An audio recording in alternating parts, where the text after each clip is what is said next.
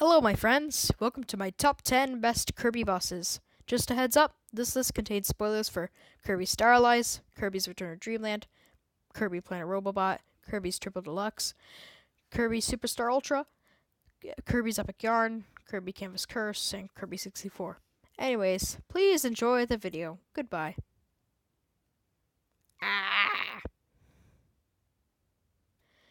Kirby's Epic Yarn has tons of memorable bosses. I can't really remember their names, but I definitely do remember Squashini.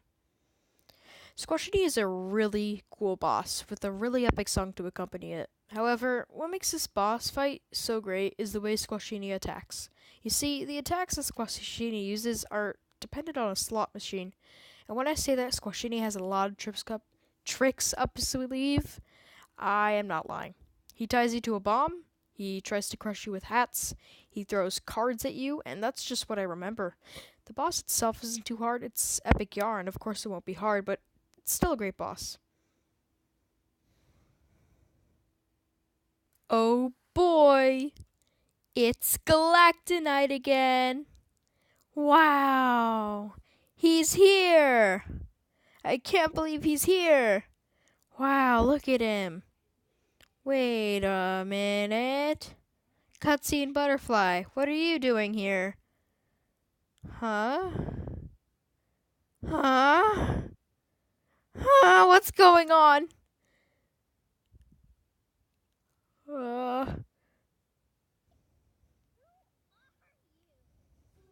That's right. Morpho Knight takes the ninth spot, for not only being a surprise to every Kirby Star Allies player out there, but for his epic and memorable moveset.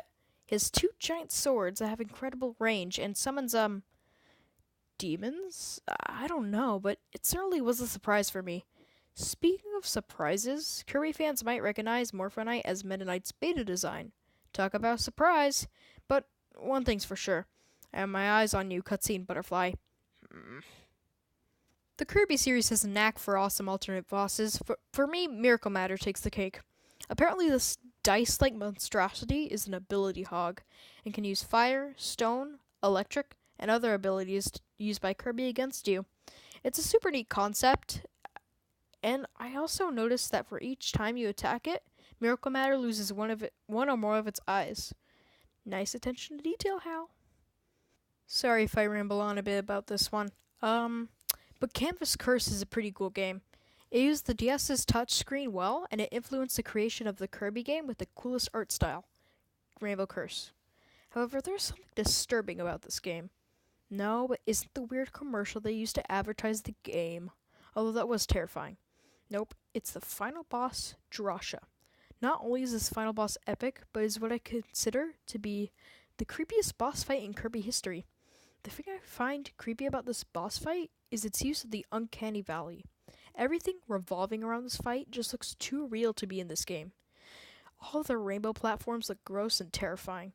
The music is just empty with occasional disturbing noises. However, once you get to Gerasa herself, things only go downhill from here. Gerasa's first phase isn't too bad, despite its unsettling music and disturbing use of the Uncanny Valley method. However, the second phase is definitely more disturbing. She turns into a big glob of whatever that is and goes nuts. She lets out an ear-shattering scream that puts Mark's soul's scream to shame. However, the worst part about this death is as Gerasa slowly deteriorates into nothing, she stares at you, the player. This is all your fault. You did this to her. I hope you feel good. I don't. This boss is creepy. Look at those creepy paintings. Ugh. Mark's soul is pretty cool. He screams pretty loud, sure, but he has some pretty neat attacks, I must say. He could shoot some cool lasers. There isn't really anything about this fight that others haven't said yet already. It's the epic, grand, and sometimes ear-shattering finale to one of Kirby's greatest outings yet, Kirby Superstar Ultra. Pretty great boss fight, I must admit. Mark's soul is pretty cool. I want to see him in Smash. That'd be cool. I already have his moveset planned. He could, make black clothes for his final Smash. That'd be cool. Look at Kirby go. Kirby Star Allies tends to use the element of surprise to its advantage during the boss fights. Whoa! King Dedede is buff now! Whoa! There's 2 Krakos! However, once you get to the mysterious being causing all of the havoc in space, known as Highness, the element of surprise becomes one of the game's greatest elements. After fighting Zan Parat Zane, or whatever her name is for the second time, the game's greatest antagonist is revealed. After a surprisingly quickly spoken rant, the battle with Highness begins. I already said that. His first form is surprisingly easy, but anyone who has played the game will know that Highness's true identity is Squidward, Hypno, and Mungdal's deformed drunk child. The first time I saw this, my jaw started to hurt from it hanging open for too long. This fight is pure gold. This disgusting creature uses the unconscious bodies of previously fought bosses and throws them around like rag dolls. Highness also has another surprise up his unnecessarily long sleeves, and that's the friend circle he uses against you. It's quite hard to avoid unless you stay in the corner the whole time. Anyway, whenever I play Kirby Star Allies with friends, this is the moment I always show them first, because it's the second most memorable moment in this game. What's the first? Well, Void Termina is easily the coolest thing to come out of Kirby Star Allies.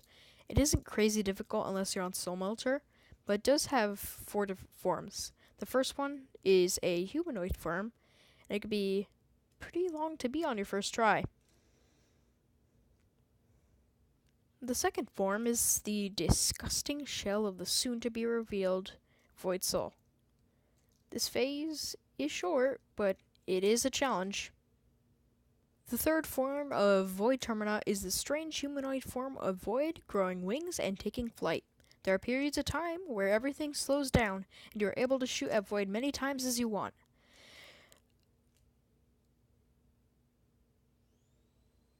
I just stopped there. I don't know, I just stopped there. That was weird. Okay. I apologize. Making these moments satisfying and beautiful to look at. Okay, the final form of Void is his soul. The soul is simply a circle made up of strange colors and facial expressions of different Kirby characters, including Kirby himself. Then, wait a minute. Dark matter? What? After Kirby and his friends go Super Saiyan, Voidy Termina is defeated. Wow, it's dark matter.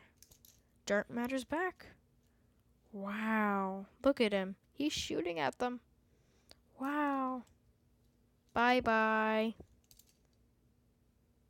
Star Dream is a pretty incredible final boss to a pretty incredible Kirby game.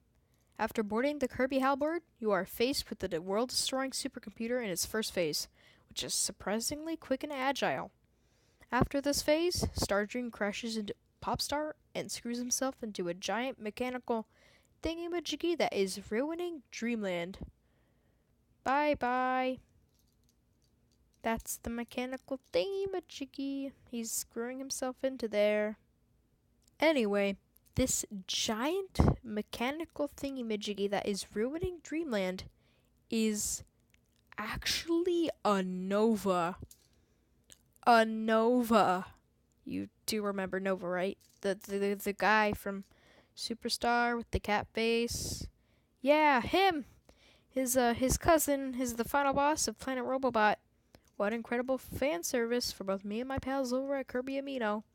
Wow. So, you know how the bees are dying? Well, I think Kirby is killing them.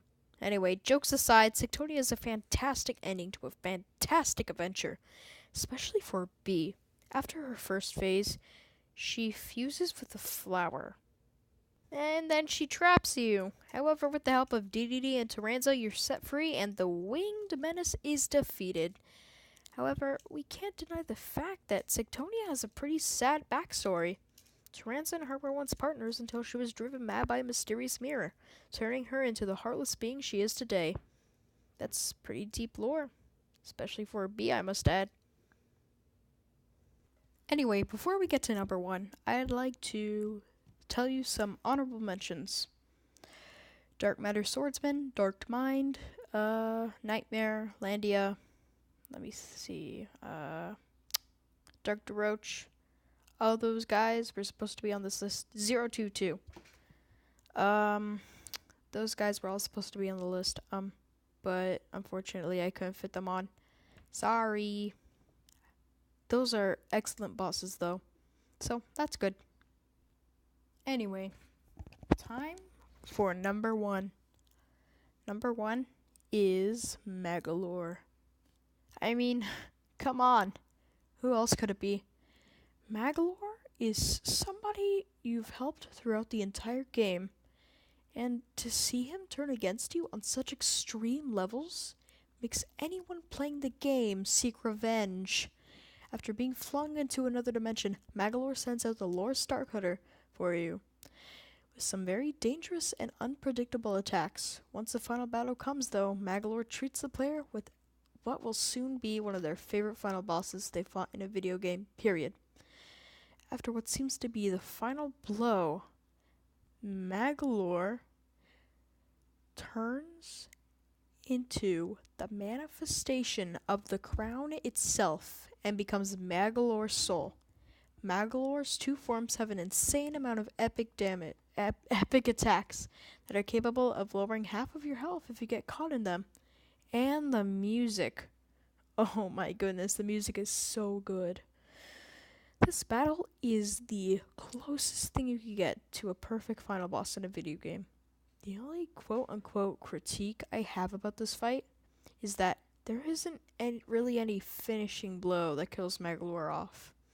This boss fight is what makes Return to Dreamland such a great game to me. It's everything a Kirby game should be and more. This final boss, that proves that. Anyway, thank you for watching my video. Means a lot to me. Jam bye-bye, as the mages say. Goodbye.